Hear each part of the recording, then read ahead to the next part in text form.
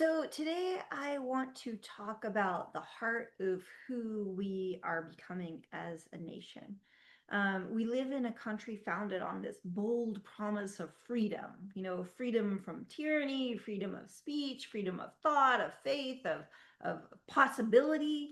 And our story really began with independence. It's in our bones. It's kind of our rally cry, and it's what's made this country a beacon of hope to so many people around the world. But over time, this beautiful belief in independence has become twisted and distorted into something else. A kind of hyper independence where self reliance becomes isolation, where strength really means silence, and where asking for help feels like failure. We've been taught that success is something you do alone, that you pull yourself up by your bootstraps, that your worth is measured by how little you need anyone else. That vulnerability is a weakness, and that being tough is more important than being tender. And so we've built walls, literal walls, not just along our borders, but around our hearts, around our homes, and our communities.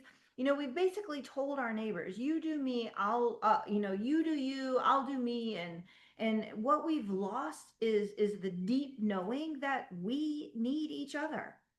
I mean, look around. We're living in this time of record loneliness, of depression, of disconnection, of division and distrust. And we've watched these community spaces vanish, schools, unions, town halls, front porches, they're all empty. Like I remember I lived in an apartment building where I had neighbors all around me, and I didn't meet my neighbors until the day I moved out. And we've traded real connection for our screens. People go out to dinner and they're all in their screens. They're not there together. And we've replaced this shared responsibility with private struggle. Oh, you need health care? Figure it out yourself. You need childcare? Yeah, hope for the best. Mental health care? Keep it quiet. Nobody wants to hear it. And this is not freedom. This is a country starving for connection, because the truth is we were never meant to go it alone. So what I'm here to offer is a new vision, not one that abandons freedom, but one that deepens it. This vision of interdependence. Interdependence means that we're in it together.